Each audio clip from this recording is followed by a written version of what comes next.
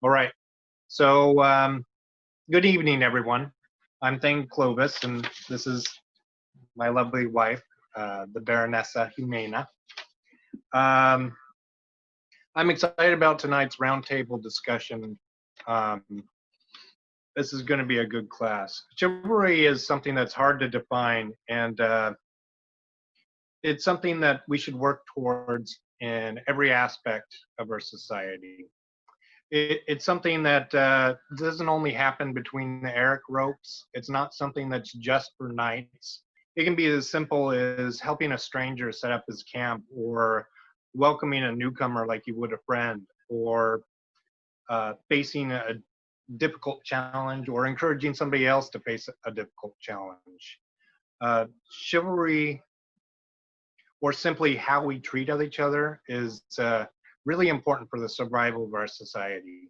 It seems like there are some people who define it differently than I do, but I'd like to focus on not those people who fall short of my definition of chivalry, but the virtue that everybody fell in love with in the SCA, who's playing right now, is something that made us feel proud to be a member here. I have invited some truly amazing people to participate tonight. I hope you walk away from this, reminded of the things that you fell in love with about the SCA. And I mean, tonight we welcome His Highness Prince Kenric, Dutchess Hlutwige, Lion of An Tir, Sir Ataias, Lion of An Tir, Earl Sir Edward Anderson, Baron Fingrim, Order of the Pelican, and Baron Logan Pathwarden will come in and out. And he's the host of Ask a Knights down in the West. And he has some really good story about coming to the West from Drachenfeld that I'd like him to share. This is a topic that we have had a lot of conversations about, just how we define chivalry personally, what it looks like as the society grows and evolves. Especially right now, there's a lot going on, and it's a conversation that needs to be had, and we need to understand how important the SCA definition of chivalry is to our survival as our survival as a group, and also for just making the world a better place at the risk of sounding incredibly cheesy. So, with that, Your Excellency, who did you... So, I think first I'd like to hear from Prince Kenric, the ranking member of the panel. I talked a little bit about, before I started the video, he holds an award, the Shield of Chivalry, from the Principality of Ortha. And I know in the summits, I've talked to people who have received the Shield of Chivalry, and it meant more to them receiving that gift because it was about who they were and how they presented themselves more than their ability of their fighting. And I'll turn it over to Prince Kenric. Hello, everyone. Okay, so there's a lot of, I mean, for me, I too have played in Drachenwald, and I've played in Atlantia, Outlands, the West Kingdom, where I was knighted Ortha, on Tir in the 2000s, and then I'm back home. For me, the concept of chivalry really is rule number one, right? Just don't be a giant phallic symbol. But and even if you don't, how you interact with people, you don't have to agree with everybody. Matter of fact, you can be in heated arguments. It's how you deal with it afterwards. If me and Ataias have a bad day and we're mad at each other, I don't go out of my way to be an absolute pompous ass to him tomorrow. I treat him with the same courtesy I treated him with yesterday at all times. If Her Grace is walking along and struggling, I walk up and I ask. I don't take, I ask, may I help you with that? She's going to tell me yes or no. Little things like that show people that you care about them. And that's really what our concept, I believe that our concept of chivalry is. Are we always going to get along? No. Are we always going to not disagree on things? No. Are we going to always agree? Absolutely not, right? We're a million individuals, and we all have our own thoughts, ideas, wants, needs, and feelings. But you can go out of your way to just be a little courteous, a little kinder, even to people you don't necessarily get along with, right? Because we all do have one major thing in common. We all put on these wonderful clothes. We go to events, and we get to pretend for a short time in our busy, crazy lives that we are royalty, we are a knight, we are a peer, we are so-and-so from this time period, right? And that's, to me, is the magic. Now onto that's my broad definition. I won the Shield of Chivalry in my last coronet in Awertha was Skeggy, the one Skeggy won, and it's always given by the outgoing princess. And they gave it to me because of how I conducted myself on the field, and then when I was defeated on the field, I got off the field, and then I went and I assisted. I was helping people with clothing because Alaska's cold. So you up in the north understand what cold is. But it was like minus 10 or 15 degrees. I think we were fighting in the snow. And it was just that little extra, hey, can I go in and get you some hand warmers? Can I go get you a chair so you could have a seat? And here's my cloak, blanket, things like that. So it's not just your conduct on the field, because we all have, most of us fighters, especially in the heavy realm, there is a code there that we have between each other. We have to trust each other to either allow us to succeed or find defeat, but we have to have that trust inside that combat. Outside of the field, I mean, you could be an amazing person on the field and be an absolute jackass off the field, and nobody's going to want to hang around you.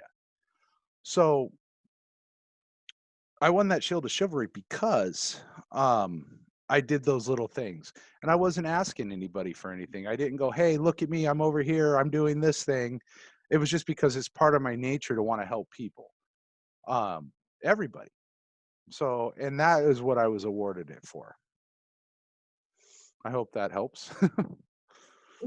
Yes, thank you. Thank you, Your Highness.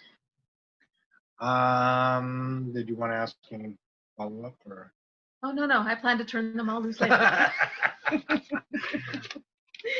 Your Grace,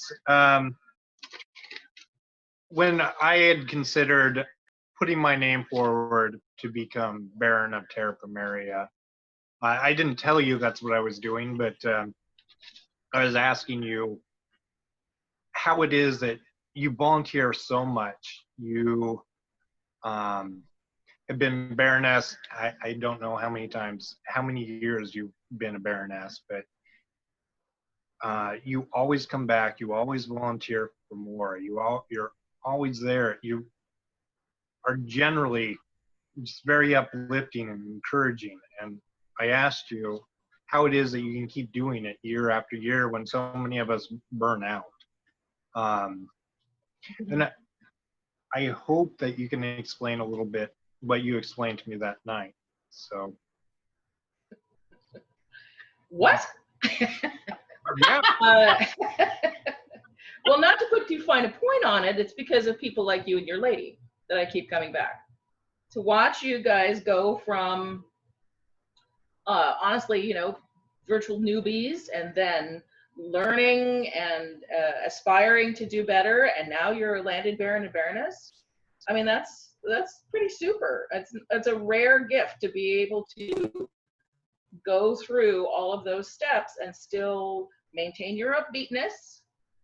And it's because of people like you. I like it. I like watching people go through the sergeantry and change their lives. I've seen it firsthand how being in your position as Baron and Baroness, I've seen firsthand how just giving a simple award to somebody can literally change their lives for the better. And that's why I keep coming back, because it feels good. Who doesn't want to feel good? Good point. I honestly don't remember what I told you that night, Clovis. Were we drinking? Because I don't remember. Yes, we were. We were. Quite a bit, actually. I think that a bottle was being passed around, and we weren't even bothered with chasers. But yeah, you're also talking about the values that we have, and it was nice to be around people who held those same values. Yes, and that started literally the first event that I was at. I met a group of people who were kind and giving and loyal and fun. They were the final prince and princess of An Tir. The McFlandry brothers, Duke Manfred Kriegstreiber, Steingrim Stellari, Hlutwige von Lemminghaus, and Iceland of Cumbria. I met those all at my first event. And they were all people, and I had never met a group of so many, you know, a good 30 or 40 people, who all wanted to know my name, didn't have anything shitty to say about me or to me, which is, as a young woman in the country I live in, is kind of unique, because there's always seems like there's somebody who's got something to say that's not pleasant. That didn't happen.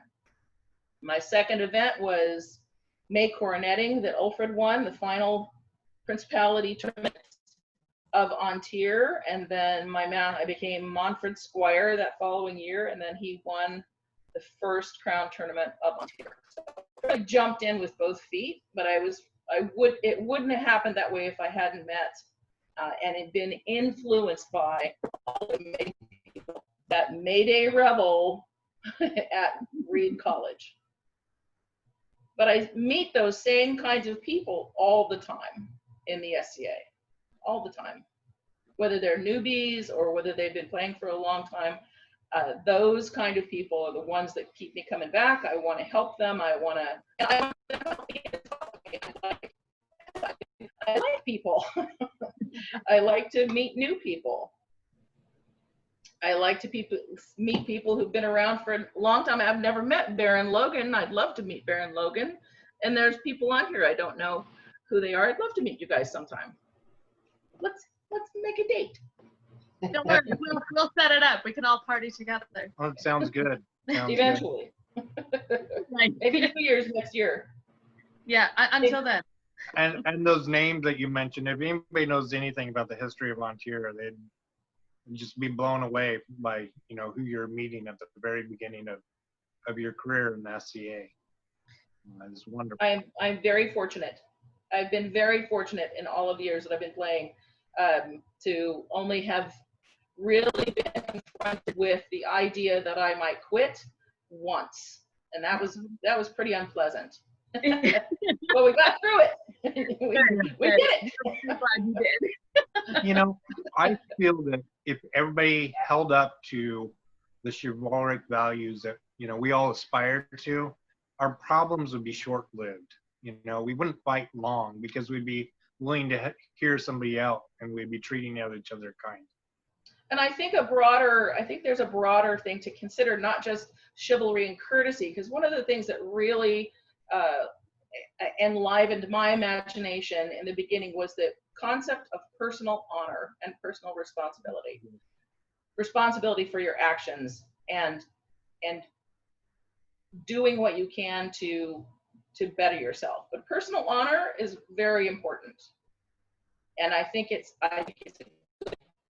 should be a good portion of the chivalric ideal. Thank you. I agree.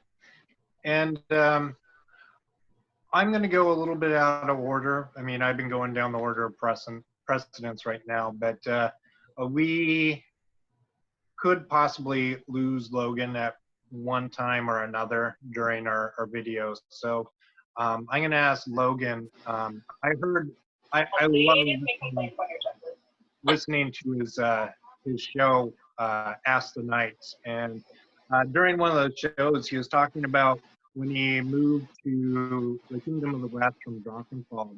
And he was talking about, I believe you met the king at your first event in Drachenwald, or first event in the West, and you know, he introduced you to some people, and I'd really love to hear that story, because I know our first event means so much, and you know, I'd really like to instill in people how important it is to how we treat people.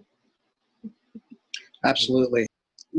Like you said, I've told the story on my show before, Ask the Knights, but when I spent 7 years in Drachenwald, and it became a home to me. And when I left there, I was pretty sad, you know, a little downtrodden.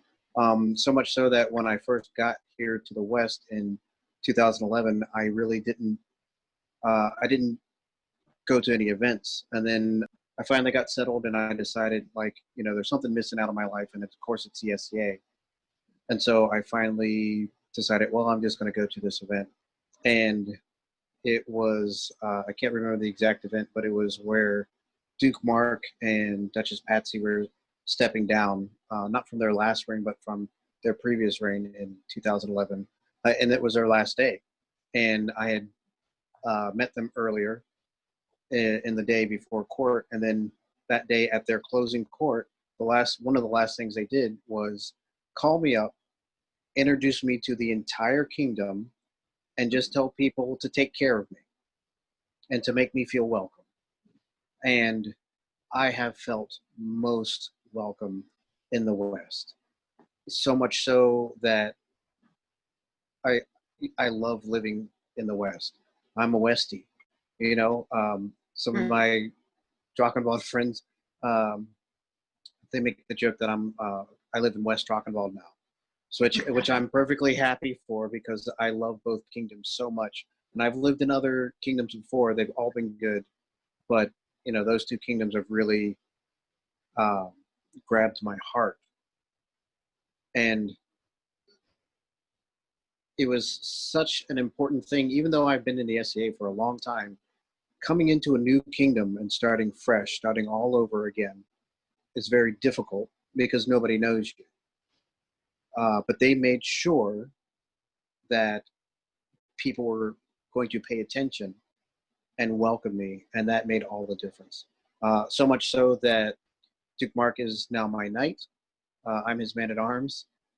And hopefully someday soon, once all this is over with, I'll be able to put on his red belt. Marvelous. I know you have some thoughts about chivalry, good Baron. Do you have any specific thoughts about chivalry in our society, not modern society? Please no.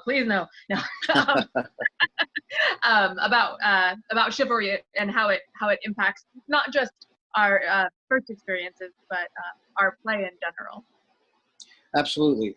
So I don't believe that chivalry is the exclusive realm of the order of chivalry. I think everyone in the SCA, I mean, the SCA itself was founded on the romantic idea of chivalry to begin with. And so every single person from, you know, the oldest of the chivalric order to, you know, those darn mercenaries, they all show a chivalric pride. You know what I mean? Like, one of the most chivalric people that I know is Master Lash. And he heads Black Company, and they're a bunch of dirty mercenaries, and they are the sweetest, kindest, most helpful people on the face of the planet. He'll probably argue with me, but I don't care, because, you know, in my mind, I'm right. And if you ask anybody else, they'll say the same thing of him. You know, we were on my last week's show, we were discussing heroes and heroism, and his name came up several times, just for the simple fact that, you know, he just embodies chivalry. If someone needs something and he hears about it, he does it, or he facilitates it. And that's what I think everyone should be doing. One of the best things that Duke Mark has ever said to me in our discussions was that it doesn't matter if you are a knight, if you behave knightly. You can go your entire career without ever having attained the accolade. But if people see you as a person that they know they can trust, that they know they can go to for safety, then you've done it. You know what I mean? It's not to become a knight, it's to be a knight. And I think everyone can do that, no matter what their path is, whether it is through strength of arms or through strength of art. Mm-hmm. Thank you very much. I Thank you. appreciate that view and those words. Sorry. Thanks. I'm normally the talker. You just can't shut me up. It's true. It's true. She does all the talking for me. But yes, I know what you mean. We have our heavy marshal in our barony.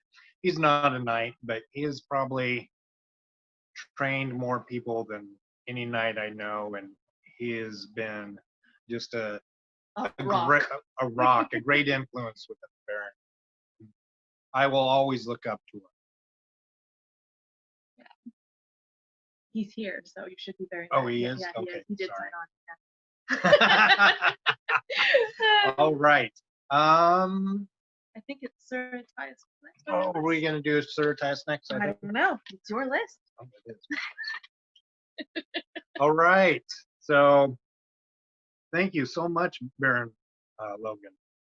Sir Ataias, recently you were awarded the Grace of An Tir, and frankly, I've talked to you a handful of times over the years. You've always been welcoming and encouraging, no matter what.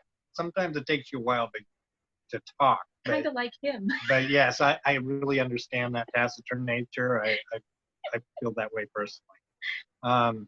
But even as Baron, what ways do you feel that you help promote chivalry in the SCA along with being a knight? Give us your thoughts. Whoa. Sorry, it takes me a little while to open up. That's okay. I understand. That's why His Excellency married me, actually. I cover for him. I was Baron in my mid-20s for Three Mountains, and before I was ever a knight, and before that I was a sergeant to the Baroness of Three Mountains. Excellent. And I at that time there were some people in our local area. Some of the legends had departed or left for a time, but there were still fighters and peers in the kingdom that just blew my mind, and you look up to because they're giants, they're legends, and you want to be like them. And that was just as a upcoming fighter and sergeant, and then you become Baron, and you're still very young and you're still very green, and you want to live up to those ideals, so the same things that those legends are sort of showering down upon you. I don't know, probably a bad way of putting it. Not just legends, but also just the immediate people around you that are supporting you. They're saying, yes, you're a Baron. That's great. We're right behind you. So you feel that, and you need to, at least I felt the need to reciprocate and step up in what little ways that I could to be a good Baron. And also as a fighter, in tandem with being a fighter, to try to be noble, try to act as you feel you should if you are actually a noble in your period. Mm-hmm. And your best vision of what that person would be. Would I be like a tyrant and an angel as a Baron? No, I wouldn't want that. So yeah, you just try to embody that best version of yourself, the kind of person you would like to be anyway, really. And that's a huge opportunity to try to inhabit. Yeah, no, definitely. Your Grace, you had your hand raised. So I just wanted to point out that for those of you who don't know, that Ataias was the one who developed the courtier aspect of the sergeantry trials. In order to be able to include more people, the requirements were in essence the same except for the martial combat. So they had to learn, and a lot of courtier examinations go through the same kind of stuff throughout the kingdom now. Mm-hmm. I just wanted to slip it in there. I know something I'm going to add to our sergeantry's history that they must learn. So, but I do know what you mean, where I feel like before I was elevated to Baron, that I volunteered before, and I felt like I was doing a good job. But, you know, once you have that coronet on your head, just the feeling, okay, I need to live up to this coronet. Yeah. You know, act like I deserve to wear this coronet. I better step up my service game just so people think that this belongs on my head. So. Oh, I got a question for you. Your Excellency. Okay, so when their Majesties, when you stood before their Majesties and you take their oath, and when you have that ceremony going on, did either of the Majesties like look you directly in the eye in this like earnest, serious, like they're trying to pierce your soul, or like real into you? Probably. You Because went that's so yes. Yes. And, you know, they seemed really easygoing before that, but when they're staring at you, it's like, oh boy, what am I stepping into? That's exactly what I felt. The king and queen at the time were Duke Rorik and Countess Berengaria. Duke Rorik, I doubt you know. He's from Canada. I think he left the game some time ago. I don't know if he still plays at all. But he was a very, very earnest man.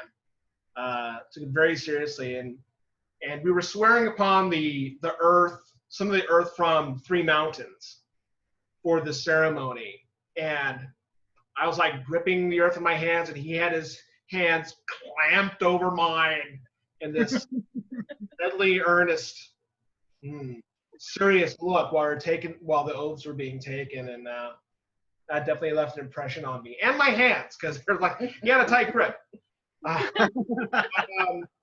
that was like, I think that was like the start of my realization of what being made a baron meant, and I really implanted that some gravity into that presence and that feeling. So. Definitely. I remember our first sport, and I had a big speech prepared for one of the lords that I was giving out, and I forgot just about every word of it. I mean, just the weight of being in court, and, you know, all the eyes being upon you. I mean, I had done theater before, but it's a different experience, I tell you. That's why I started with a joke. Yeah. You got to break the tension somehow. And I'm supposed to bring it back around to the idea of chivalry. The reason why we're doing this in the first place is an earnestness, is a conviction that's behind an idea of your chivalry, how you conduct yourself. There needs to be some substance behind it. Otherwise, it's just show, which, in a sense, being a baron is kind of show. I mean, there's ceremony, but you've got people around you that you're representing, and a crown that you're representing, and so yeah, there's a certain amount of weight, and I think that relates to chivalry, and that it should not be a thin veneer. I agree, definitely. Kenric, His Highness says that he has a question. So, so I have a question. I'm trying to figure out how to phrase this. So, for the Baron and Baronesses, especially territorial Baron and Baronesses, how do you weigh difficult decisions that aren't necessarily very popular versus I'm interested. Sorry, how do you weigh decisions that aren't very popular but need to be made that you feel would be for right or wrong, versus, like, am I asking myself, am I just being a breaking rule number one, or is this something that I truly believe? Well, I'd be interested to hear how you balance that with the chivalry aspect of it, because these are people because I'm only in this position, well, supposed to be only in this position for 6 months. You're in it for years. Yeah. So I'd be curious as to how that thought process is when you go and make a decision that might not be incredibly popular at this moment, but you feel it needs to be done. And how do you then deal with the people who come at you? You know, there's always those people that come at you, and you go, well, this is how would you balance that with the chivalry and not violating rule number 1, for lack of a better way to ask it? Well, so Zuleika just responded and said, put that responsibility on the seneschal. But we do work in tandem with our seneschals, and I do know what you're asking, because frequently coronets and crowns are we're the visual part of what happens. I would like to defer to Sir Ataias and Dutchess Hlutwige for this. They both have more years of service in this particular aspect, and I mean, our Baroness sees us all the time, so. Sir Ataias, Dutchess Hlutwige, did you have any input on that kind of a situation? We're conferring to try to decide what the appropriate venue. So just give us a moment, talk amongst yourselves. Well, the reason I ask is because sometimes I find myself in that particular position, and that I might not always understand how to deal with it. And like I said, I do this for 6 months in Awertha. It was 6 months on, 6 months off. But when you're a territorial baron and baroness, you can be there for 2 years or 10 years. And that is a massive responsibility. So one thing, our positions are mainly ceremonial, and the decisions typically come from the crown, and it is our job to uphold the crown's decision. And I think it's important that we be there to elevate people and lift people up, even in the face of not agreeing with the decision that's coming down from above us. So, and another aspect that has become more apparent with the pandemic is our responsibility. Our first responsibility is to the crown. Our second responsibility is to our populace, and so we have to weigh the decision in terms of, is this benefiting our populace, whether we're happy about having to make the decision or not. Are we protecting our populace? Are we lifting them up? And thank you, Baron Logan, for joining us. He just messaged that he's going to have to take off, but we're very glad that we were able to have him join us. Thank you. But yeah, so that's something I think that would be the primary. Don't get me wrong, there are frequently times where we rage for several minutes in the quiet of our home, and then get down to is this good for the populace? But yeah, we're people. And as far as chivalry, I think there are plenty of times that I fell short, but I think it's important for me to pick up and move on and try and act in a chivalrous manner the next time and apologize for my shortcomings. Yeah. And so, Sir Ataias, Dutchess Hlutwige, have we stalled enough? I can sing. No, I mean, we're good. I'm pretty sure there's a good portion of the people that are watching this who weren't around or weren't in the area when we were Baron and Baroness of Three Mountains. And a lot has changed since then as well. Bear that in mind. Well, yeah. I mean, just purely the organizational aspect of being a Baron and Baroness has changed greatly from the time that we were Baron and Baroness in the 90s.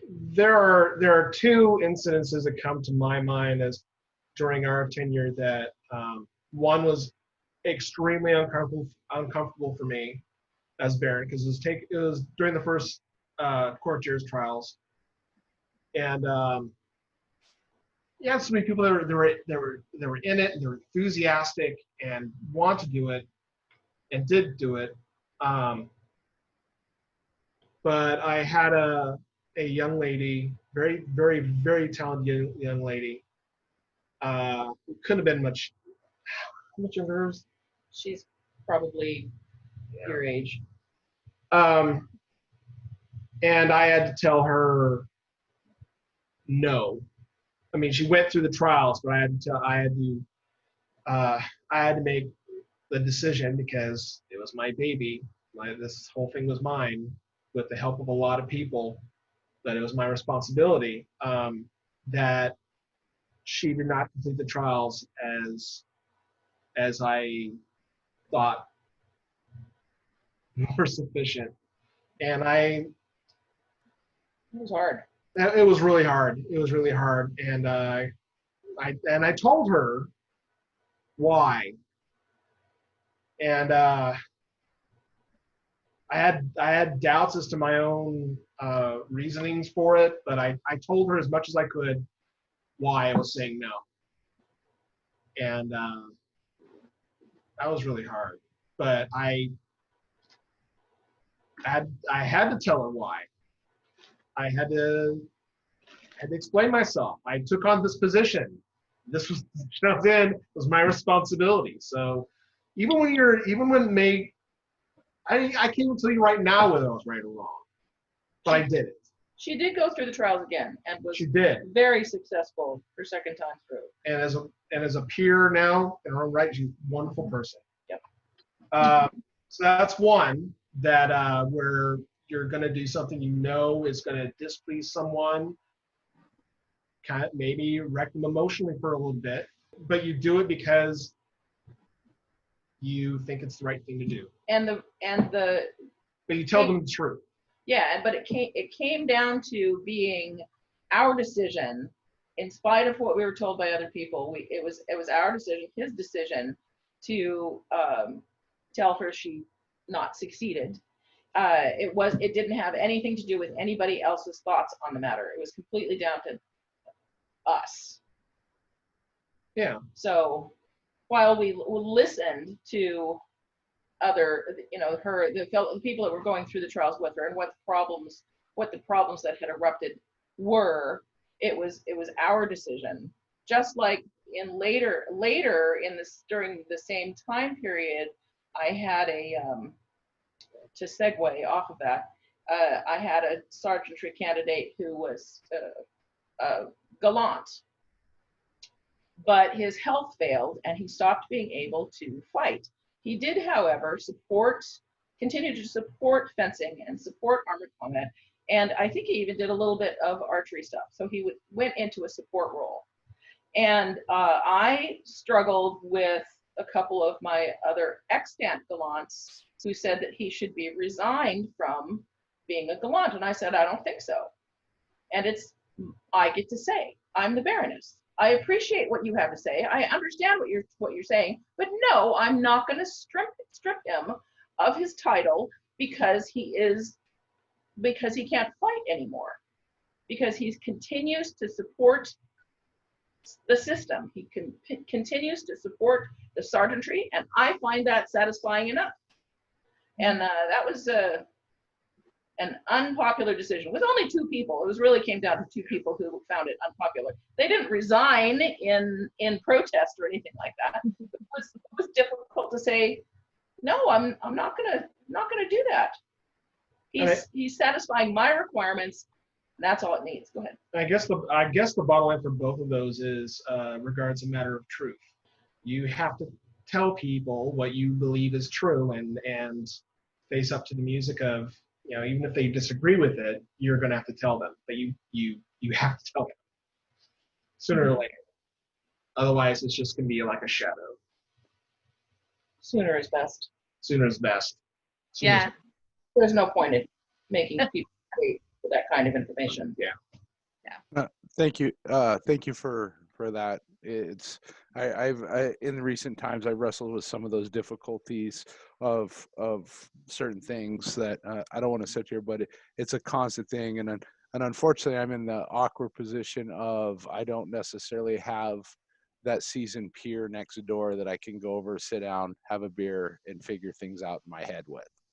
You do right now. I mean, heck, all we have is Zoom meetings. So. Right. But I'm always leery of anything to do with the internet. I understand. If it ain't a video game, I'm leery of it. I feel that pain. Because so much gets taken the wrong way or out of context or a snippet of a screen grab, and then I hate the internet. Oh no, I don't do it by text. I do it by Zoom. But yeah, and thank you. That was a good point that Sir Ataias and Her Grace brought up. Truth is very important to chivalric behavior. And thank you for bringing that up. Yes. Yes, and I think next we're going to move on to Earl Sir Edward Anderson. who just shared. Thank you again, Yes, Sir Ataias. Thank you. It's just, you'll get a drink, you'll be fine. Sir Ian Anderson, he was one of the first, or among the first sergeants of Madrone. No. Well, after That would go to Seamus, other words known as Thorin. Yes, And yeah, he was. Madrona. Interview It's in Madrona. first. Oh, Madrona. Oh, Yes. Madrona. Sorry. Yeah. And Sorry, I've influenced him with my Southern Oregon pronunciation ways. and your time in Caid. In fact, you are the reason why I wanted to do this topic, the Chivalry Roundtable. I remember at Sport of Kings last year, we were in a class with my dear friend Lindis, and she had a topic on bullying and harassment. And you had talked about your time as king down in Caid, and how, you know, you were really trying to promote chivalry and bringing up knights to talk about chivalry when you were a king. And I'd like you to expand on that and tell us about that. Well, let me give you a little bit of background first. I was a 9th grade dropout. I was in and out of a bunch of different foster homes. I had no ethical judge to go by growing up. I went in the Marine Corps, went to Vietnam, finally started getting my head together, and I found the SCA.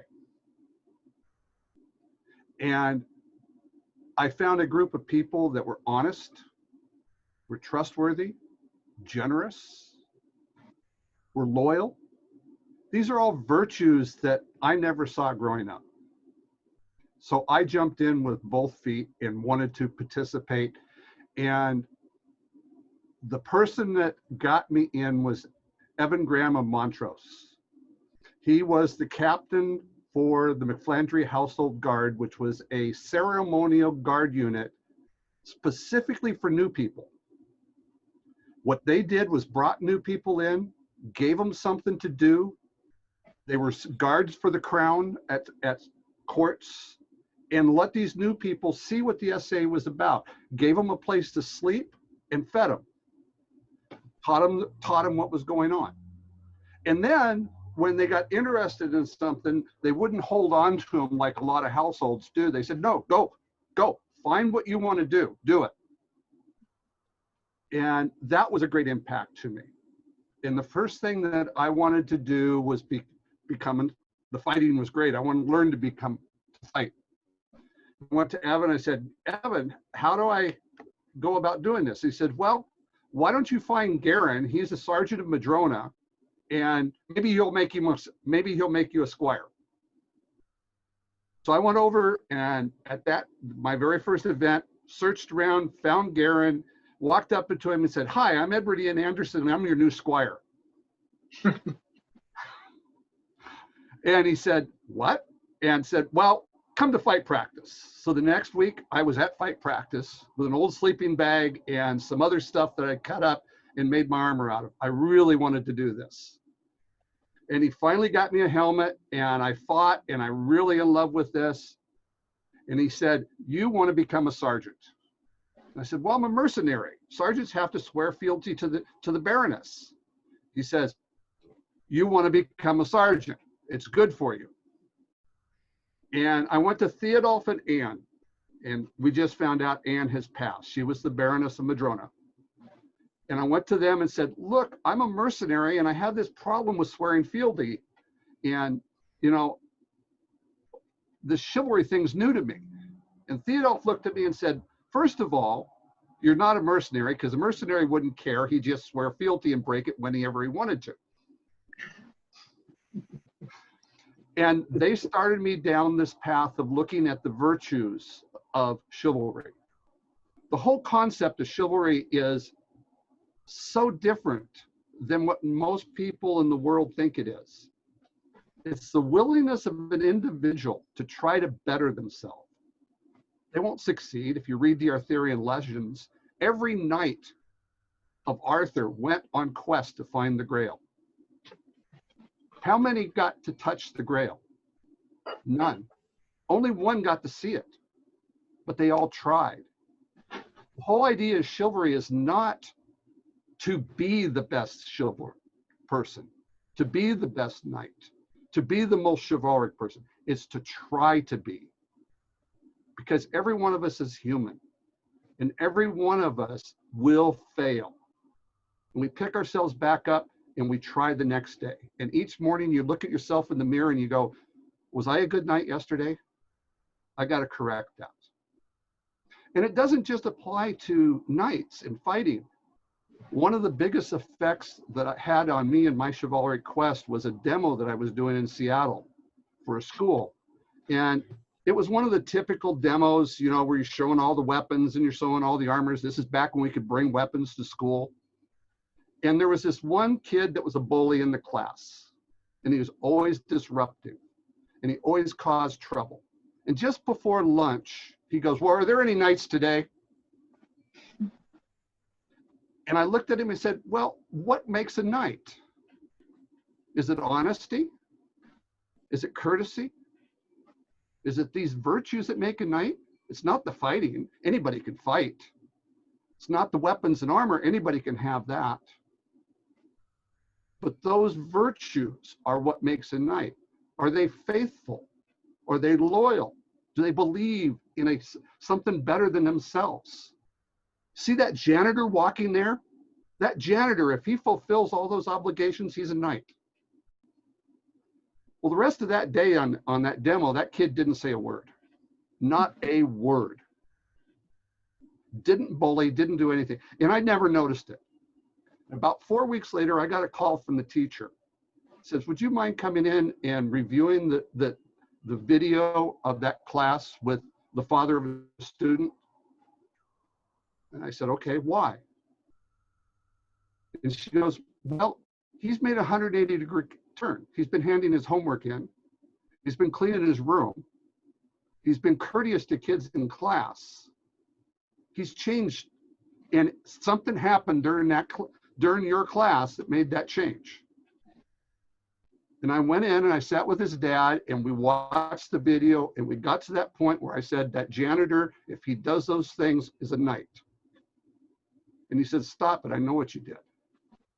I said, what? He goes, I'm a knight, I'm a janitor. Little things touch people.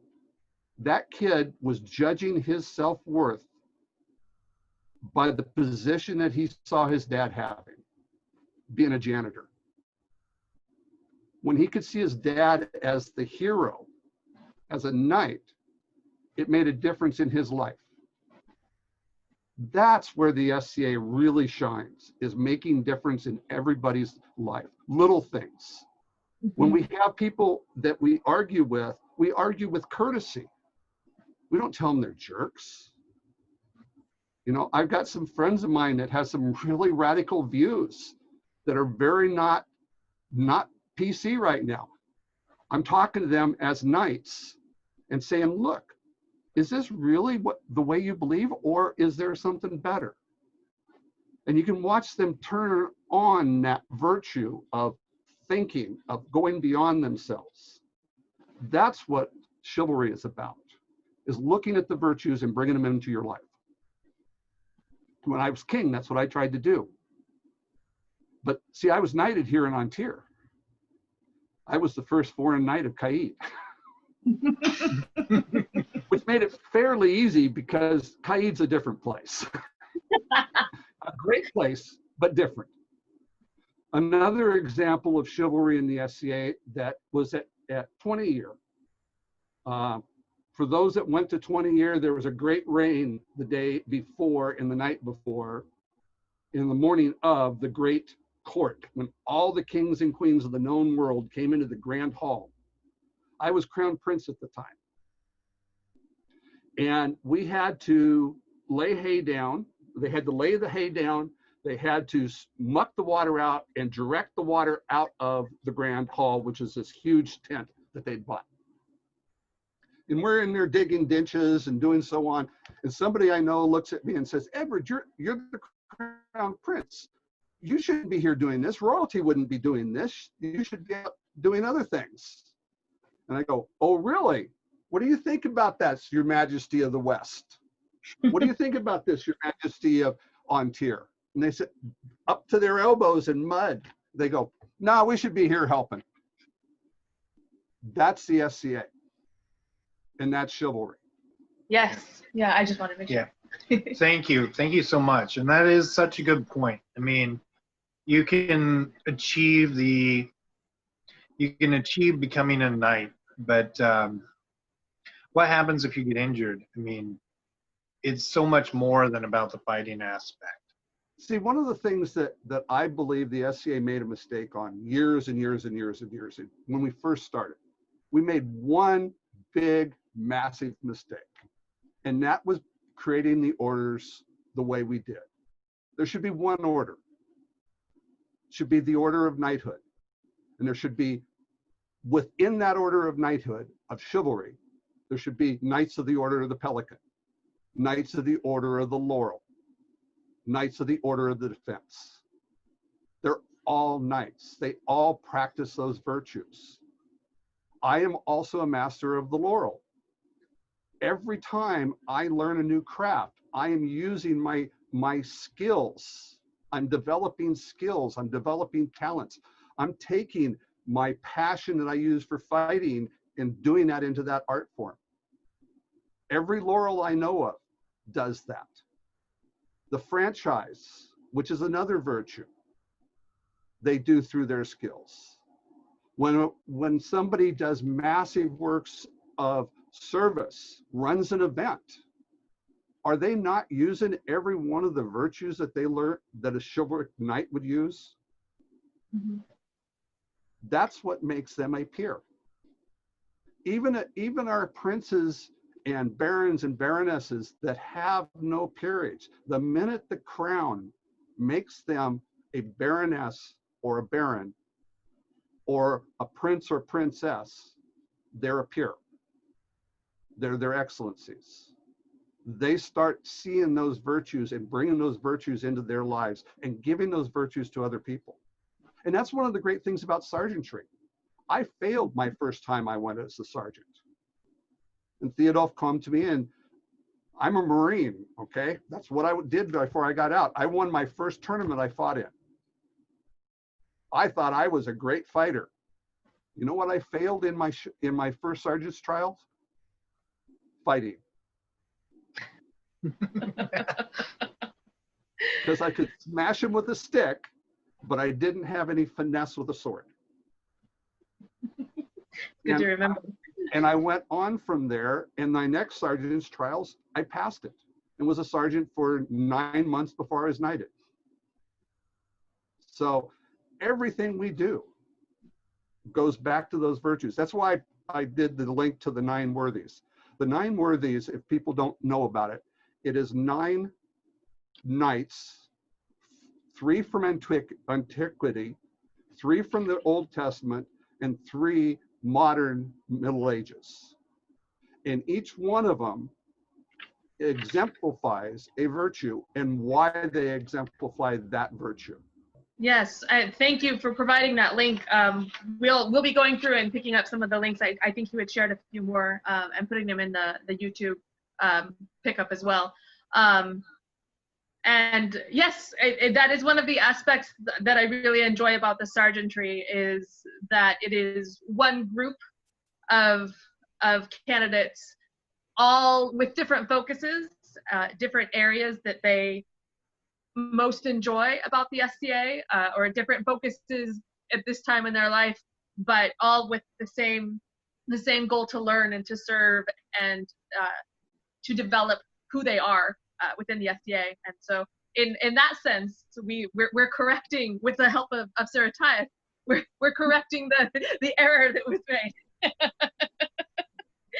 So yeah, thank you. I had not thought of that. I appreciate the thought behind that. One thing, if I could real quick, I'd like to add to, hi, Earl, nice to see you. Edward. Good to see you, Your Highness. One thing I'd like to add to that is when I talk to my squires and everything, I go, I don't really care how well you fight, because if I want a really good fighter, I can go pay a mercenary. What are you going to do that will make you a knight? And one of the things is, are you courteous? Are you chivalrous? And I'm not talking just in the presence of other people. What are you doing when nobody's looking? Are you doing the right thing? That is the difference that separates ye olde mercenary from knight, in my opinion. And I just wanted to tack that onto you, because you said, well, I can smash people with a stick, but I have no finesse with a sword. But are you doing the things? When I was younger, I remember a gentleman by the name of Sir Kilson Skyfire up in Awertha. Yep. There's a name, right, guys? We were all sitting around in our half-baked armor, some of it carpet, whatever. We're all sitting around, and all of these ladies are sitting around, and Kilson decided it was time to dance. Yep. And all of us young 20-something guys were like, I ain't doing that. Kilson walks over and he goes, and I'm gonna use a little swear word, because this is what he said. Hey, listen here, you little pricks. You learning how to dance has nothing to do with you. It has everything to do with those ladies sitting over there not having any fun. If you go over and dance with them, they will then have fun, and everybody will be happy, and you won't pay for it tomorrow at fighter practice. We got up, we got our boots on, and we went over there and we started dancing. The 5 of us were the clumsiest, worst dancers in the world. But from that day on, I always I learned that lesson, that it's not always about me. It's about how that young lady or young lord is sitting over there with nobody and nothing to do while everybody else is having fun. And because if you go over and go, my lord, my lady, would you care to dance? Whether they know how to dance or not, they're going to get up and be participating and have fun, and they will remember that forever. You make a really good point in the dancing, but we can also, as fighters, this is one of the things that I encourage my squires to do. If it's a tournament that you're fighting in and you want to win the tournament, but there's no, it's not crown, it's not a coronet, it's not something else. Your lady that you fight for is real important. But there are ladies out there that have never been fought for. Point of trying on tournaments that is not for my lady and ask her permission to fight for a lady that has never been fought for. And I ask my squires to do that, because that, for the ladies that are out there that have been fought for, is that not something really important? It is a moment in their life where somebody fights for them out on that field. Even if it's just a rose. You can make a person's entire SCA lifetime by one activity. Don't worry, Your Excellency. I will fight for you. I was gonna say another opportunity for that is to I haven't seen many of this since I came to An Tir, but rose tourneys are always nice when you fight for the rose and you have your opponent deliver. Randomly spotting that new person and sending a rose their way. One of the things that we did back way back when I was a squire, the Queen's Guard would bring roses to the tournaments, and they would challenge fighters and let other fighters challenge them. And the person that won got to deliver the rose to the lady whose fighter lost. Yeah, and those are the kind of activities that they do allow that moment of almost over the top chivalry, but it's the kind of over the top chivalry that, like you said, it can make somebody's STA top top 20 memories list. Yeah, I look forward to presenting His Excellency a rose one of these days.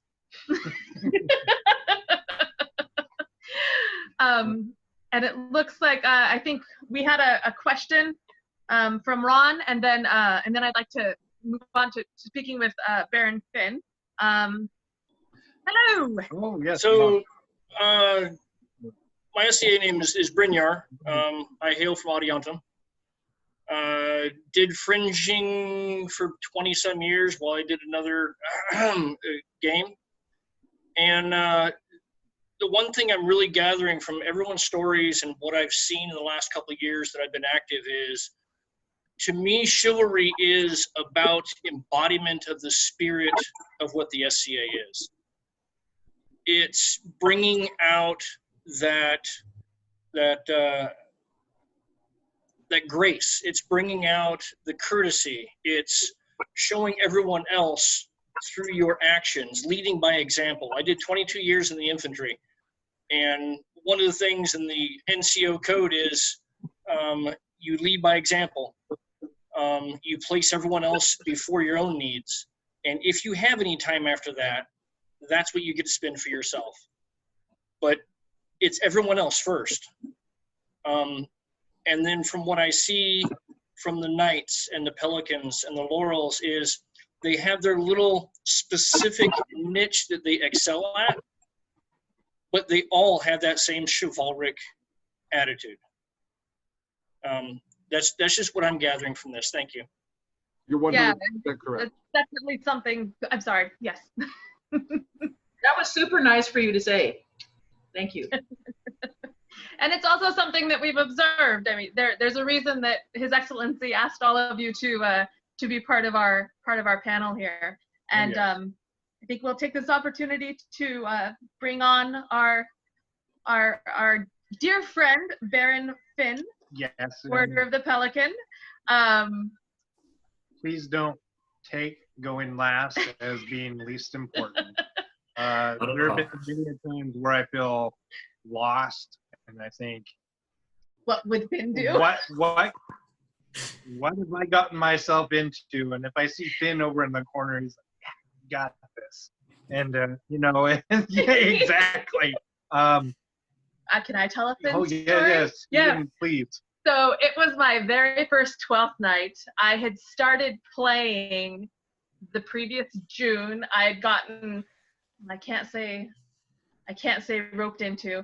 I had become the exchequer that October, and I knew almost nobody. I knew Baroness Emma because she's my cousin, and Baroness Lindis because she's my husband's best friend, and that was about it. And so I'd gone to 12th night with Lindis, and she wanted me to meet people. And so I don't know if she asked you, Finn, or if she just said, here, you should go hang out with this person. But I functioned as your retinue.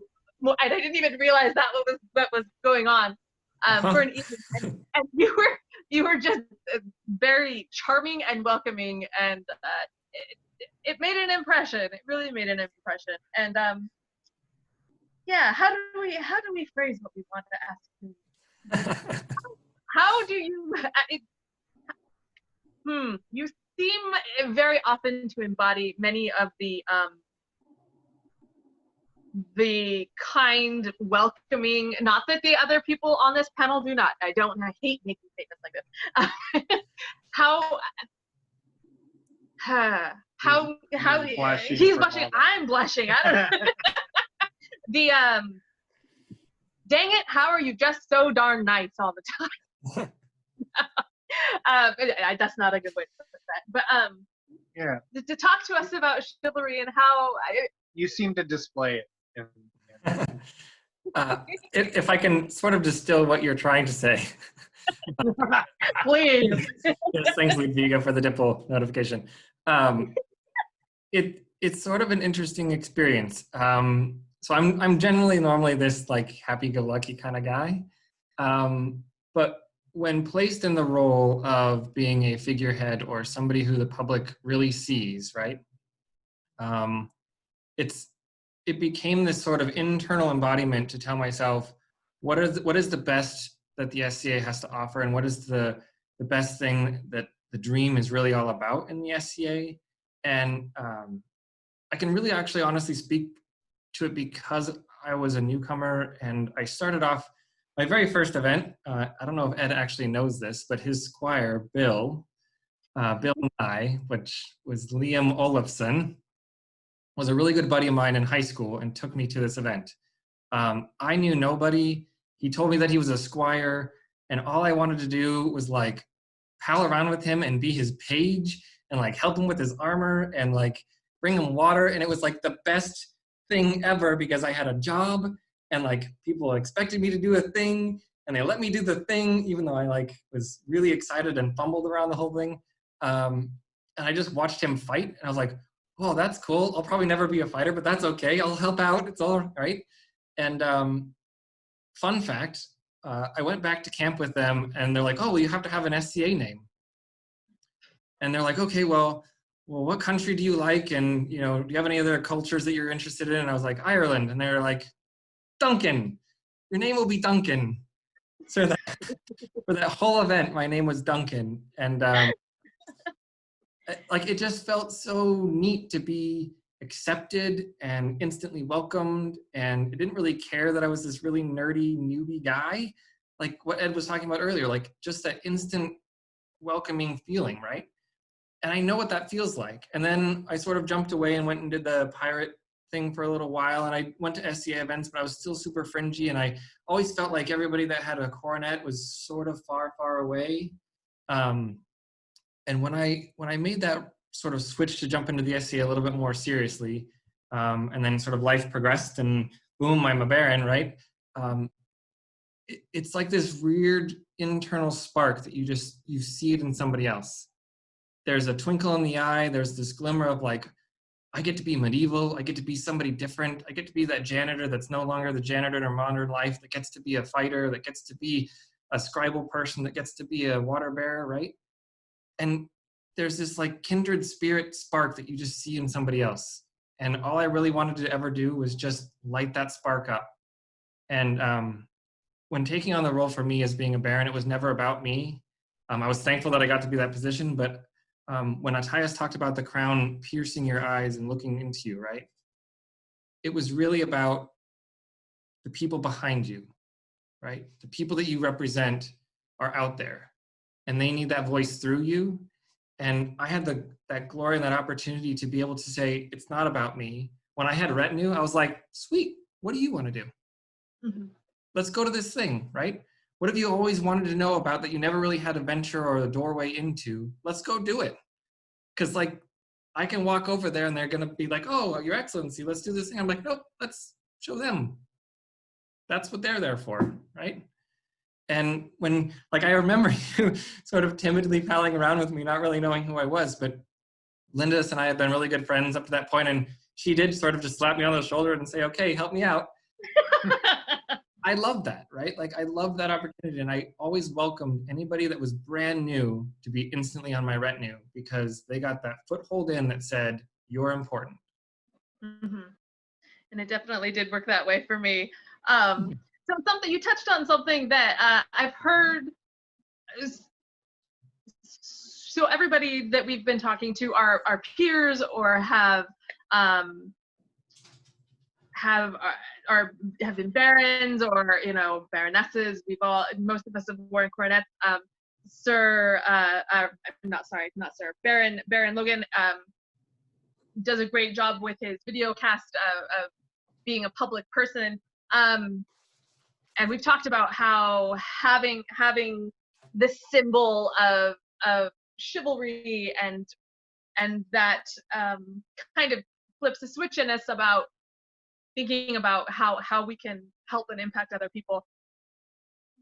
Can I hear some thoughts about, and not necessarily just you, Baron Finn, you're not going to pick on you, about ways to, how people manage the decisions. How do we manage to decide to be chivalric when it's not going to be public?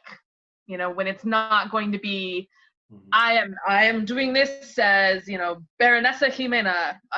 It's just me making the decision. Because that's probably most people when they come to their first event, they're not hanging out with the Baron or hanging out with the king or queen or being introduced to Dutchess Hlutwige, Lion of An Tir. They're meeting somebody without a coronet, and they don't always get that experience. And just how to bring it into our personal lives. And this is a kind of a question for the group as well. I can sing. I'll defer to their graces. Yeah. I was gonna say, don't make me stall, guys. The fact is, you're always you, even though you have a different name. You are always you. You can only deal with the situations that you are confronted with as you. You just because you change your name or somebody's going to call you Hlutwige or whatever, which they call me at home anyway. No, I get called Clovis. He does. You're always you, and you can only deal with the situations that you come up against as you. But you are going to change, and you are going to progress, and you, most importantly, are going to evolve. I certainly have. Ataias has evolved. Finn has evolved, for goodness sake. All of us have evolved. And that's all we can hope to do. And then, you know, because you're going to look back and go, wow, oh, what did I do? What? Oh, God, can I do that? Have a do-over? But no, you can't. All you can do is try to do better. And if you have the opportunity to apologize for dumb shittery, then do it. And you listen to you know what you've done. Yeah. If you have a conscience, you know that, oh, I feel badly about this thing that happened. Wow, and it's just getting worse. So maybe I should do something about that. And you know, if you face it, you know that, okay, I think I made a mistake, and this other person may be suffering because of it, or they may hurt someone else because they believe this thing that I did or told them, or they mistook. So you're gonna know that, and that's really not gonna go away if you've got a conscience. So sooner or later you have to address it. I wanted to say something on completely really not related to chivalry. Maybe it is. I don't know. Sometimes as Baron and Baroness especially, there are going to be situations that you are confronted with that you might just be able to ignore. Because people are going to, as you probably have already experienced, are going to want you to fix their personal lives and other aspects of their own lives, and they need validation from you. And then there's going to be the aforementioned dumb shittery.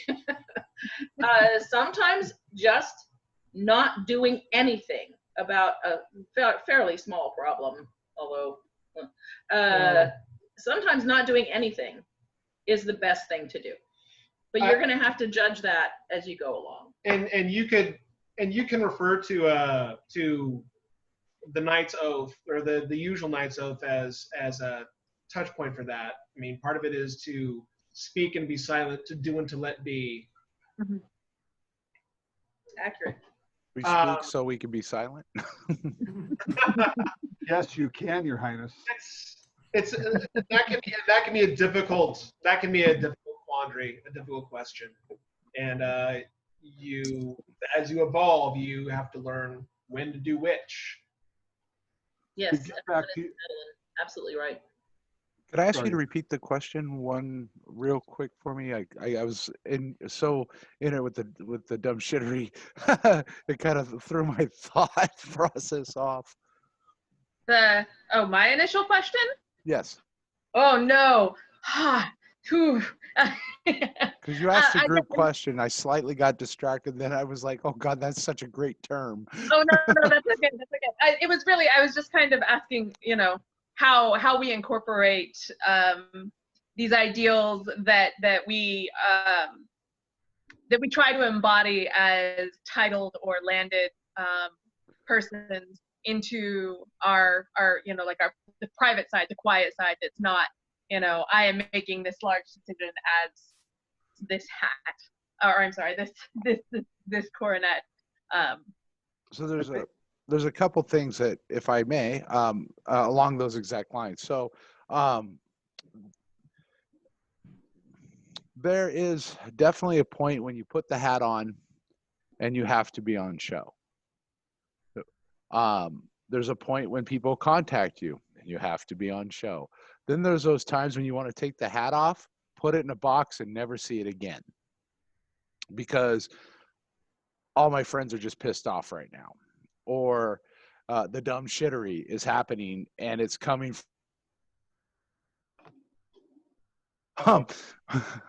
but it starts coming at you from everywhere, and you get overwhelmed, and it's like, oh crap, I just did this, but was that the right decision? Now, I'm a firm believer that there are groups out there in this world that make people better people. It could be your local lodge, it could be the SCA, it could be the Knights of Columbus, it could be running a membership to St. Jude. But there are certain organizations that make people better people, and I believe the SCA is one of those. But in order for that to happen, I think the hardest thing to learn, especially if you're, and let's just say as a fighter, sometimes, it doesn't happen often, right? Ever that head gets really big when you're having just that day, right? But you also, so there's a couple things that I tell my decision, just because I can, should I? I have to ask myself that constantly, because if I don't, then, I am going to step down, and I am going to be accountable to the other peers and populace once I step down. And even now as Prince, I am going to step down one day, and I'm going to be just like every other knight, every other person out there. Right? So because I can, should I? And the other thing I always have to remind myself is rule number 1. Don't be a dick. And if I find myself breaking rule number 1, then I need to be the one that approaches that and apologizes, because there's a lot that can be said when looking somebody in the eye and going, I've wronged you and I'm sorry. It wasn't my intent. There's a lot to be said for that. And then once you've made that, then if they either accept it or don't, or they might need some time, then do your best to just not do it again. Yeah, that's the growing part is a very important part. Because what Earl Edward said earlier, you can have a conversation. You don't have to agree. It's okay. But you have to start from some commonplace. And I think what Her Grace said was that personal honor. Mm-hmm. Me and His Excellency Ataias there, we don't have to agree. But it doesn't mean we're going to go punch each other in the face. Or I'm going to go over here and talk stuff about him. It means that we just don't agree. That's okay. My fighting philosophy is different than his fighting philosophy. His Excellency Edward's fighting philosophy is different from, somebody else's. Or the way we deal with people, or how we do. We're all human beings. Because the reality is, at the end of the day, all of this and my belt still will not buy me a cup of coffee at Denny's. This only means what people believe it means. And if I don't have respect of people that I'm around, I'm just another guy who's a dick. It was interesting being king of Caid, because the Caidan crowns have some engravings on the inside of the coronet, the crowns. And it is, you are king because they believe. Those are powerful words. And to answer your question, there are 2 things that go to dealing with things. And it's one of the things I tell my squires right off the bat. No matter what peerage they want to do, no matter what they want to do in the SCA, you are what you practice. Cut and dry. You are what you practice. As if you practice being chivalric and courteous and practice the virtues, they will become second nature over time. There's a third thing that goes along with that, and Edward Zifron gave a wonderful class, and I hope to find his notes someday for it, on noblesse oblige, the responsibility of the noble. And it's one of the things that we kind of overlook in the SCA sometimes. We all want to be good guys and don't be haughty and don't be above ourselves, so on and so forth. But a lot of people out there want to curtsy to her grace, wants to serve the Baron and Baroness, want to serve the crowns.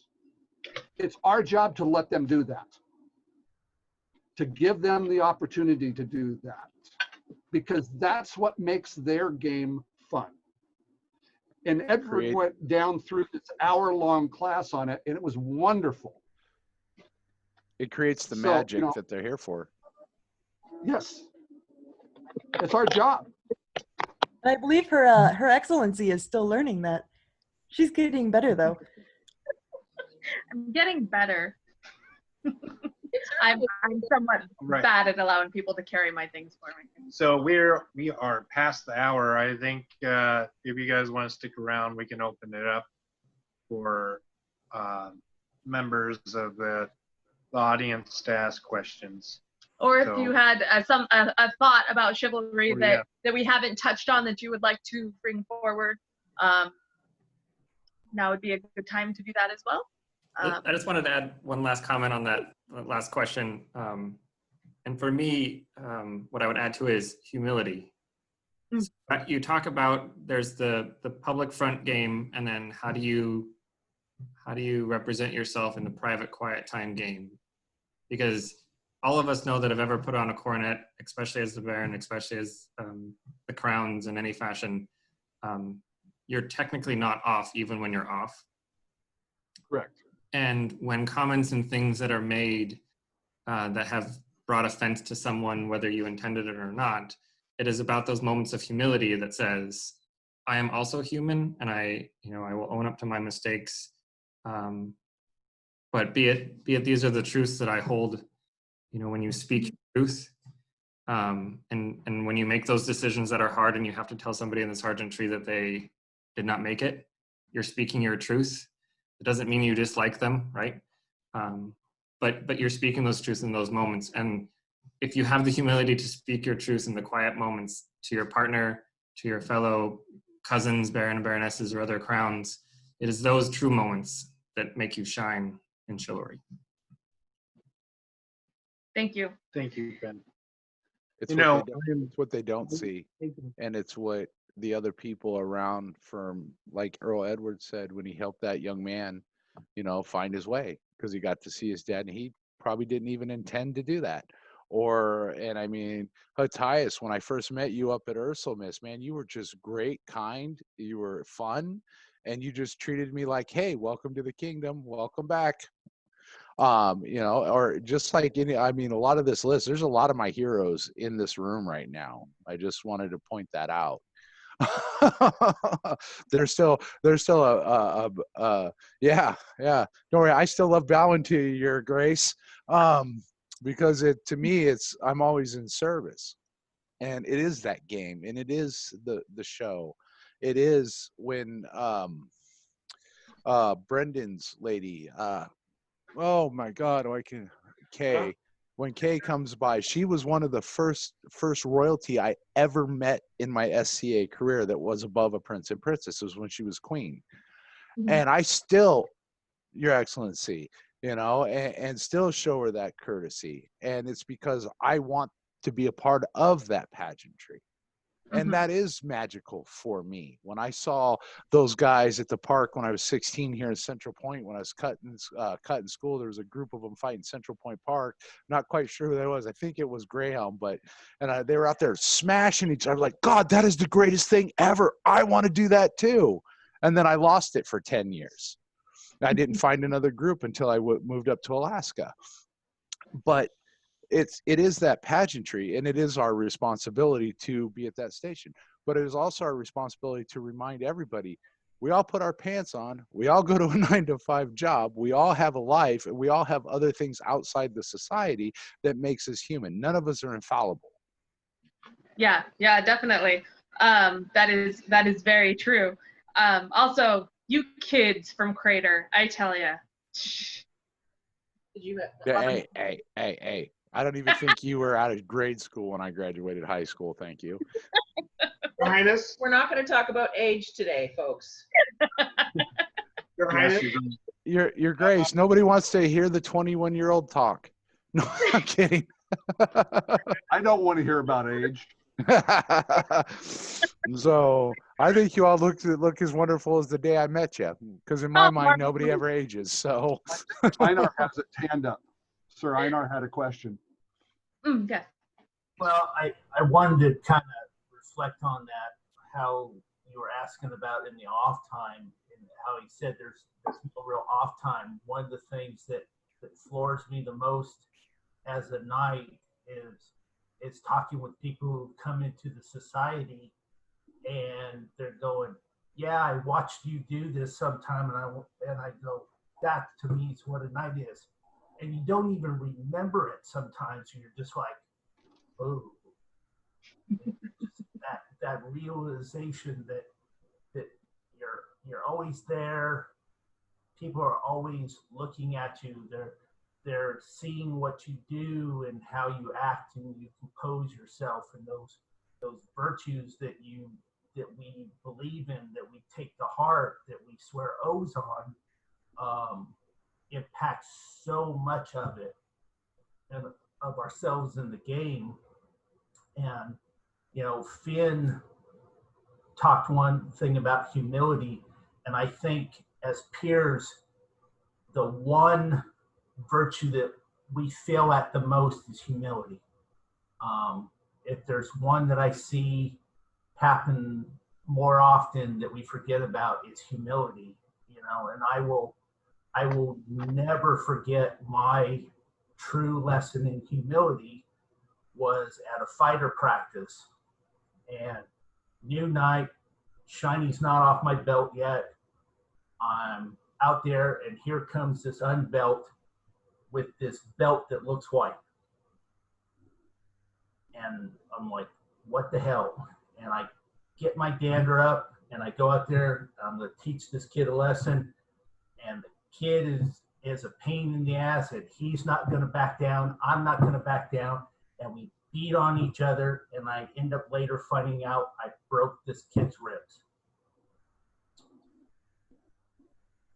Well, his knight, Sir Ataias, came over and read me the riot act later on, as I greatly deserved, because you realize at that time you have failed everything that you believe in. You have failed the virtues that you are a part of. And that was a very hard lesson. That was a thing that made a huge change for me in the way I looked at things in the society. And I apologized, and things that went on through the years. And the funny thing is that person is now one of my dearest friends, a peer, and the Baron of my barony, his squire, Scamp. I never forget my lesson in humility. And I think that's one of the things that, as we go along in this game, there are parts to every one of the virtues that we believe in, that we have that realization point that, whoa, where it just hits you in the face, and you realize what the game is about in the different parts of it, and what each one means in its own little piece along the way. Thank you so much, Sir Einar. Yeah, sometimes that's one of those lessons that I hope we can learn from your experience rather than doing it ourselves. It's I mean, and I'm sure that I have misstepped, and as has been mentioned many times, what we can do is apologize and move forward with the intention to do better and take that lesson to heart and make sure that we can shine the dream up. And that realization that here or not, we're all projecting, we're all embodying those parts that we believe in, and how we do that has a great effect on people, a huge effect that we never ever see or realize. And you know, good, bad, or indifferent, how we comport ourselves at an event and around makes a huge difference. And I really think that a lot of us that have got such a great investment in this game of years and years, it never leaves us. I mean, we leave the SCA event, we leave our personas behind, but that part of what the SCA stays with us all the time. It never goes away. You know, once what we do gets its hands a hold of you, it never lets go. It doesn't. And it just becomes a part of you. Oh, I see Sir Ataias has his hand up. I think Beatrice does. Yes. Do you remember what I said before about having substance? Conviction? Sir Einar is a man of substance and conviction. He is terrifying. It's because of his conviction. Yeah. He's hitting definitely substance there, but also when he speaks, he will tell you what he thinks. He will tell you the truth. That's very true. Also, an important fact in that story, though, and I think it's one of the best ones, is that Ataias showed real friendship by going to Einar and saying, "You did this." Mm-hmm. That is a virtue in itself. We don't communicate a lot of times when we don't always know that we did something wrong.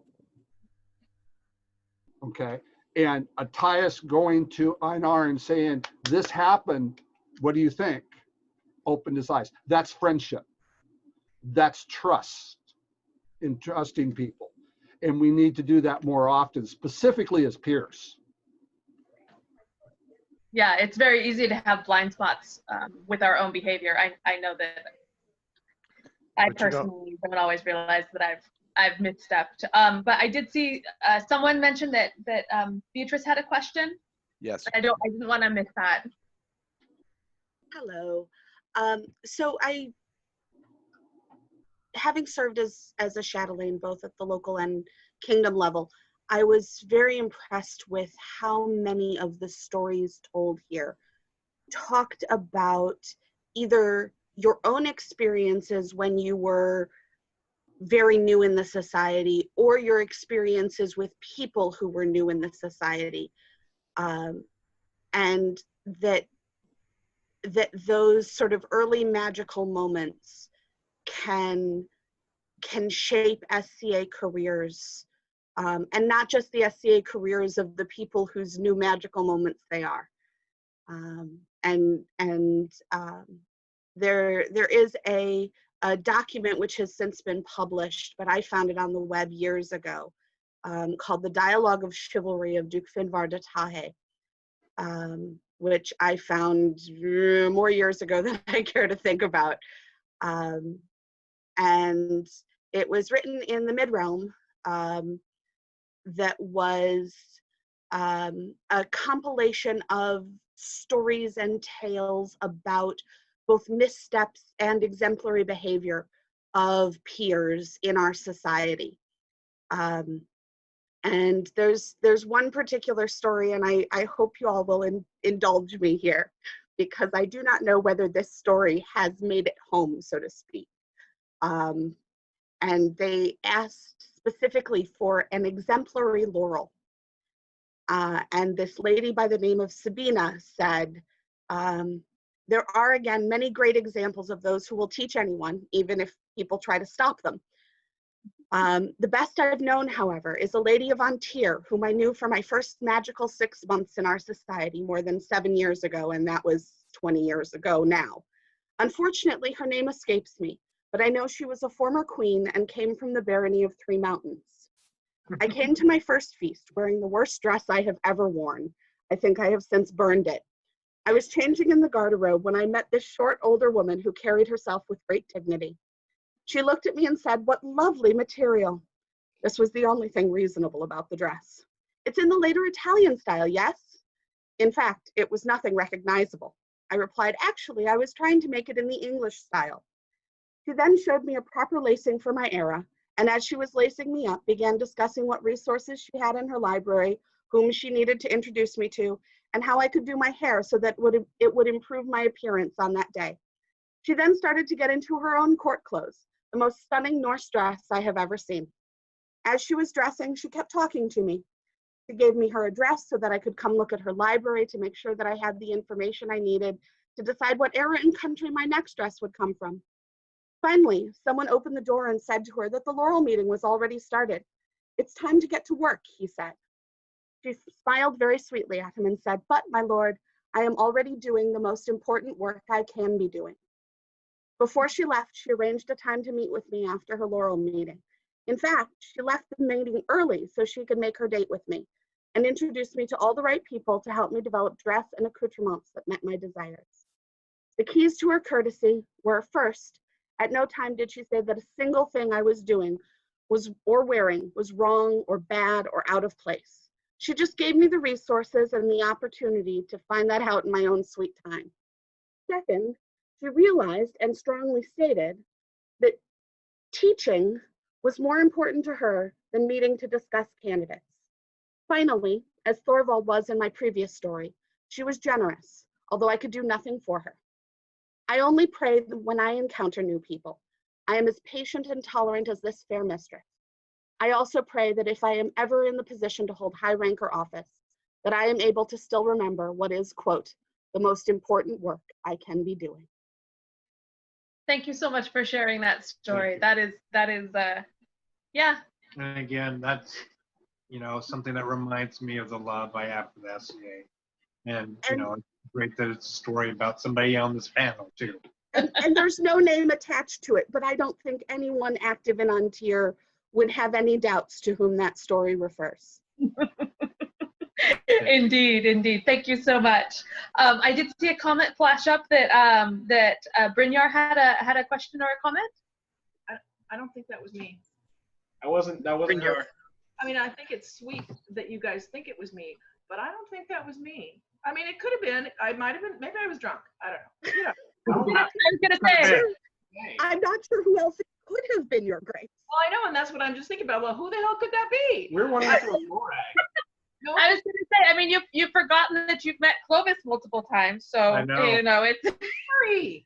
I have been friends for 20 years, and I've met you several times. I would love to have that story attributed to me, but don't attribute it to me. Okay. There's got to be somebody else. We'll say random person X. Either that or her memory of the incident is over time has become more embroidered. But that kind of person is the kind of person you want. That is absolutely the kind of person I want to be thought of. Absolutely. I would love it if you want to be a good point. With time, our great moments become greater and our poor moments become that much more. So, how we treat everybody, we should take that to heart. And we can actually turn a poor moment into a great moment by taking the action. Multiple times, all of you have talked about, taking the step that needs to be taken, apologizing, talking to the person, doing what needs to be done, and that is an opportunity to shift, a bad thing that will become consistently worse to a great memory. So yes, and I'm sorry, Brynjar, did you still have a question? Yes, more of just a life experience, I guess you could say. Going back to what Sir Einar was saying, where he made an error and one of his peers corrected him. Again, in this other world that I've been to, there's one of the hardest things to ever do is to correct your friends and your peers. We very often will try to justify their actions, or try to say, well, they were just having a bad day. You know, they're not that kind of person. But it takes a true person of character to pull that person aside and to address them and let them know, you know what you did. And you know, it goes back to what you were commenting about before, is when can you, you know, kind of set yourself down and be your true self? Well, really, this should be a representation of your true self. Mm-hmm. You shouldn't have to put on this face and pretend to be knightly and virtuous. That should be you. Anyway, thank you. No, Thank you. we appreciate the words. I have a Mhm. quick. I'd like to share a story, and this is one of those moments that for me exemplifies. And so I was knighted in 2010 up in Alaska, but prior to that, I had when I got out of the army, I moved back here to An Tir for a little while. The economy dropped out, then I went back up to Alaska. But prior to that, I was living in Atlantia. And we went to this event called War of the Wings, and I was still a squire. I had the most hideous Lance Connect outfit ever. There's a picture on my Facebook. Ignore it. But we're at this event called War of the Wings, and I had one of my best friends, Emmy, with me. And we went there, and I wasn't really on the in crowd, not really on the out crowd. Didn't have a knight because my knight was living here in An Tir at the time. And it was like, okay. So we just set up a tent, and we were out in what they would call free space, you know, the open camping. And so my friend Emmy said, and me came up with this idea. We're just going to go around and find everybody in open camping that didn't have anybody else to camp with. We had a fire pit. Let's bring everybody together. Screw it, right? And so we went around and we grabbed up all the people in free space, and we made the biggest camp at this war.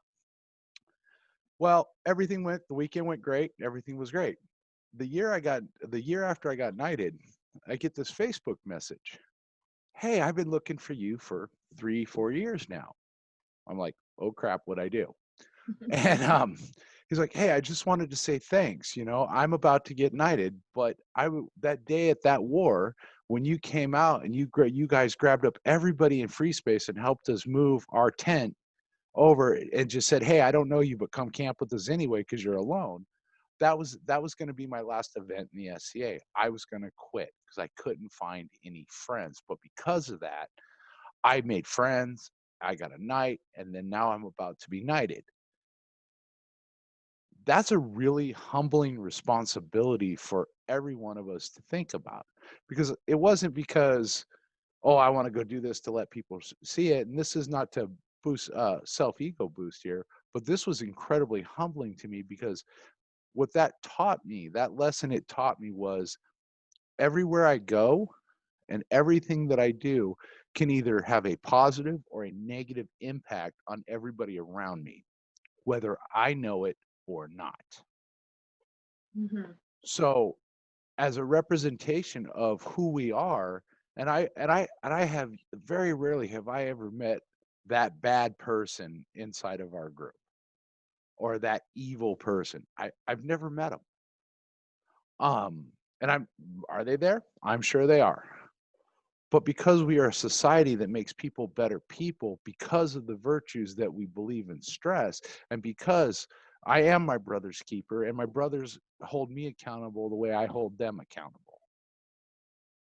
Brothers and sisters, peers, non-peers. I mean, we all are each other's keepers, because we are, for lack of a word, a group of people who wear funny clothes, get together, and we love what we do, and we're passionate about it. And this is our social, this is our game, this is what we do. And we want everybody else to have that same enthusiasm. And sometimes with the humility, sometimes I'll be fighting and I'll feel it too. And you know, that ramp up, like Arnar was saying, that's the point when I need my brothers, my friends, my wife, my people to come over and go, My wife told me, if you fight bad, I'm pulling your favor off your belt on the field. It won't be a conversation off the field. She'll just come out and snatch it. And then I know I'm done. I'm out. If that ever happens, I'm out. But that's that kind of accountability, because I don't just represent me. I represent my kingdom. I represent, not as prince, as a knight, I represent my kingdom. I represent my people all around me, my squires. I represent the peers that have come before me and the peers that have come after me. Everything I do is with a mindset of, am I going to make a fool of my kingdom and my people and my friends, or am I going to make them go, hey, yeah, he's one of ours? And that's the mindset. It's not false humility or false thing. It's just who I am, because I don't want to let down my peers. They don't want to let me down. If somebody comes up and says, hey, Ken, you're a little drunk and you're being a dick, you should probably go to bed. I'll probably go, hey, I'm being a dick, I should go to bed. And then tomorrow I'll be like, oh, fuck, I got to go apologize. Oh, sorry. But because I am accountable, and I think we all are. Yes, ma'am. I can't hear what you're saying, but I can see the finger. But at the end of the day, we are each other's keepers, and it is our responsibility. Any one of my squires can come up to me and go, Ken, you're being an ass. Or anybody who's above me, below me, anything. Because at the end of the day, I'm a human being, and I don't know, I can't fix what I don't know is broken. And I can't make amends if I don't know I'm wrong. That accountability is very important, and I would hope that it exists between our sergeants as well. But I'm sorry, Earl Edward? Going on to that subject and going to the hard decisions that you make, sometimes they'll come back years later that you never realized. When I was king of Caid, there was some gentlemen that got really, really obnoxious, nasty. And back in that day, when the king banished somebody, they were banished, gone, period. It was written into kingdom law. There was no board review of it. That was just the way it was. And I ended up banishing 3 people. I unbanished 2 because they apologized public. 1 did not. About 2 years ago, I'm talking to somebody online, and he goes, well, you're that person that banished so-and-so. And I said, yeah. And he goes, well, I was mad at you. And then this other post pops up and says, don't. He was right. And it was the person that I'd banished. They grew enough to understand that their decisions were wrong, even though they weren't in the SCA. So, making those hard decisions sometimes are the right thing to do, even though they're hard. And I think that's one of the most valuable things that we can learn in the SCA, and that I hope that our sergeantry candidates and our sergeants, I know our sergeants know these lessons, that our sergeantry candidates learn is just how much all of our actions can impact other people so very easily. Sergeantry, in particular, within a baronial context, a lot of the time, baronies will have people that never play at the kingdom level. They don't, for whatever reason, they like where they are. They don't feel the need to play at a higher, principality or kingdom level. And the sergeantry for those within the baronies is very much, I'm not saying that they're pseudo peers or anything, but I'm saying that they are role models for the people around them. And so this conversation is very relevant for everybody, but also for sergeants, in that as sergeants, as coronets, as peers, we,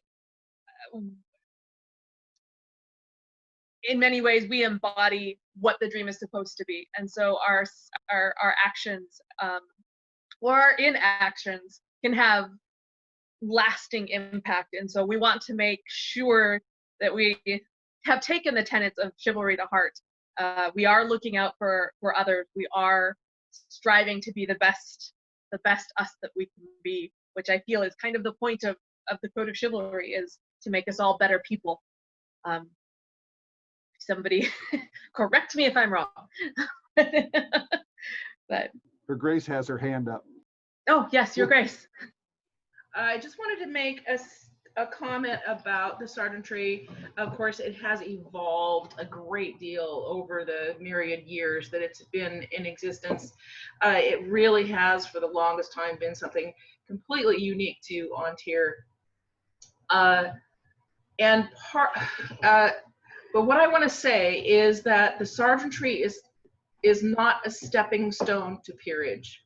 It is completely its own thing. It doesn't hurt at all when a person is on a peerage path and is presented in a peerage council and someone, usually me, says, so do they fulfill the requirements set forth by the governing documents for a peer of the realm? And of course, that is what part of the sergeantry trials is all about, is going through and learning about all of the various things that are requirements for peerage. Now, if you actually go and read the governing documents, it's extremely simple, the requirements for peerage. But I really don't want anybody to think of it as though it were a stepping stone. Yes, thank you for bringing that up. Right. Except for learning how to dance. That's not simple. Exactly. But I don't think it absolutely is. But I don't think learning how to dance is not hard. My apologies, Your.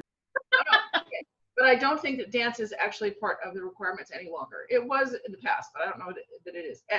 It is.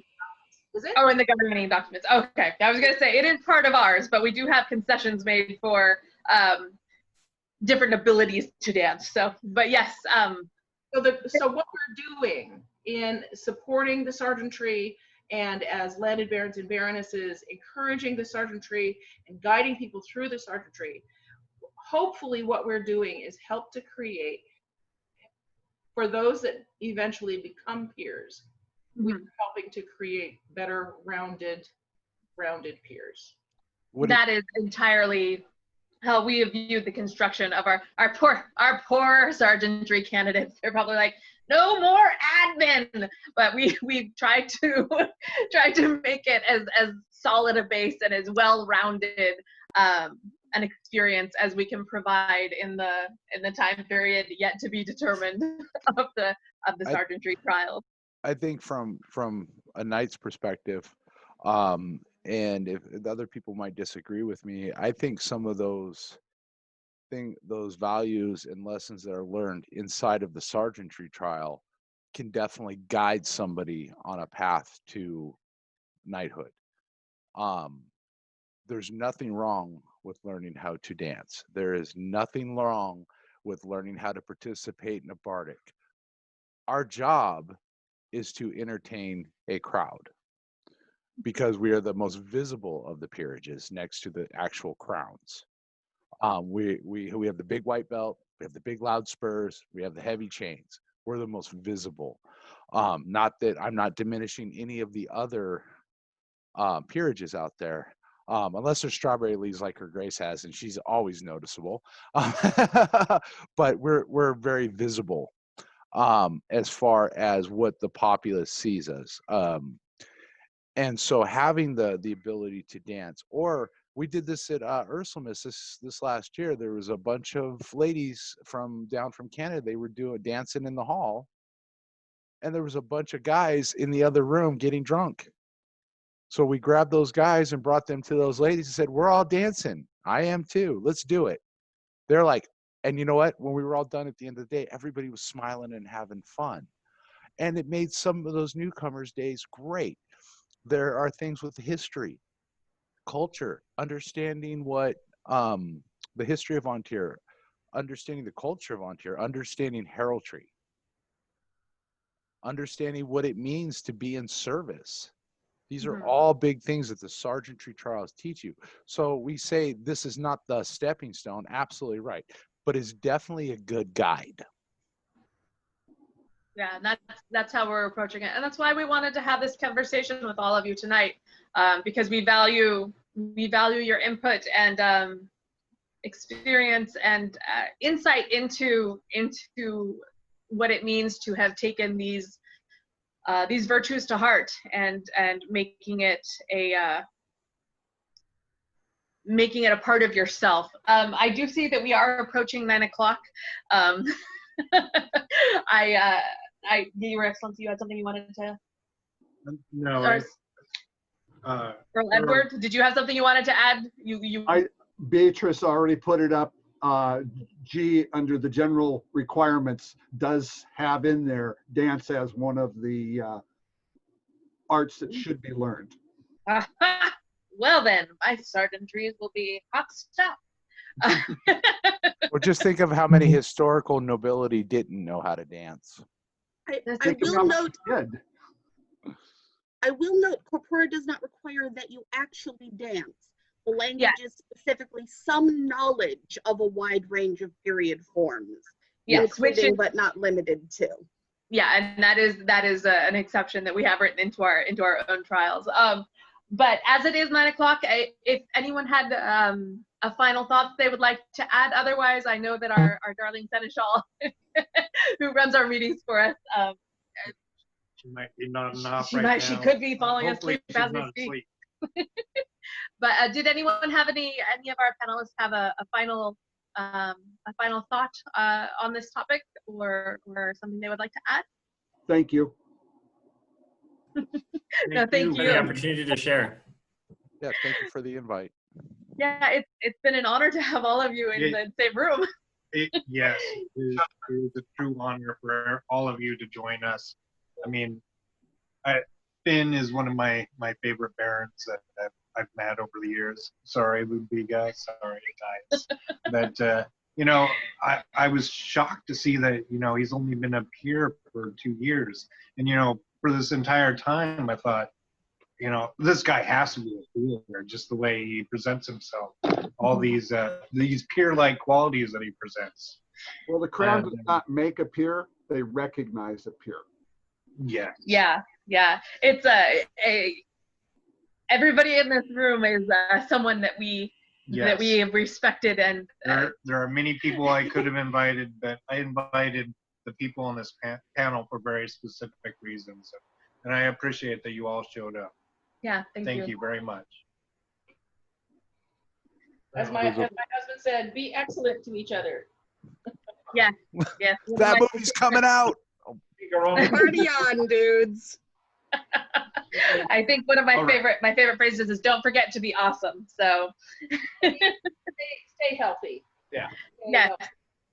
Yes. Thank you once again, and yes, all of you stay healthy, and we will see you all soon because time is dilating, and so for me, 7 months will be like 2 weeks.